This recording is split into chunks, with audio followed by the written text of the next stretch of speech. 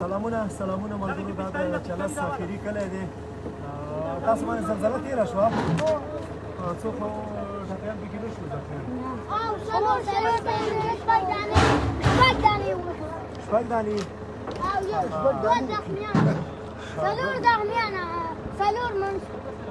دلته ملګرو تاسو ګورئ چې دا د چلس اخري کلی دی.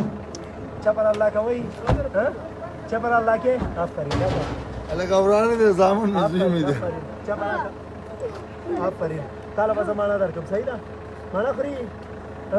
ملګرو دا په پښتو باندې صحیح نه پوهېږي، د دې ژبه چلسي ده. دا واخله، دا واخله. تاسو خو یوه دا نشته دی که نه؟ نو ملګرو تاله هم درکومه، صحیح ده؟ دا واخله.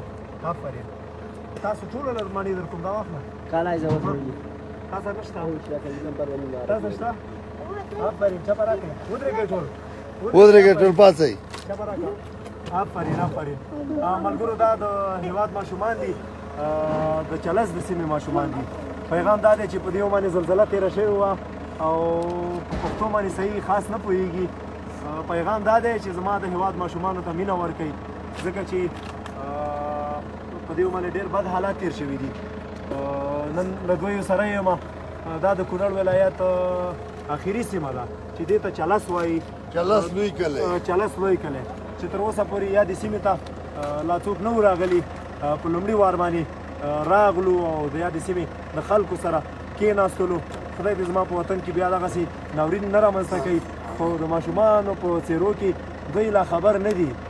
ماشومان هماغسې لوبې هم کوي، خو په زړه کې یو درد تېر شوی دی او کله چې ټکان وشي نو دوی بیا ډېر ځورېږي. همداسې ټکان چې وشي تاسو دغه کېږئ، کورونه نه وځئ؟ ټول وځئ او وېرېږئ که نه؟ زما ماشومان دې باید امن ترینو سیمو ته انتقال شي تر څو دوی په راحت باندې دغه شپې تېرې کړي. مننه.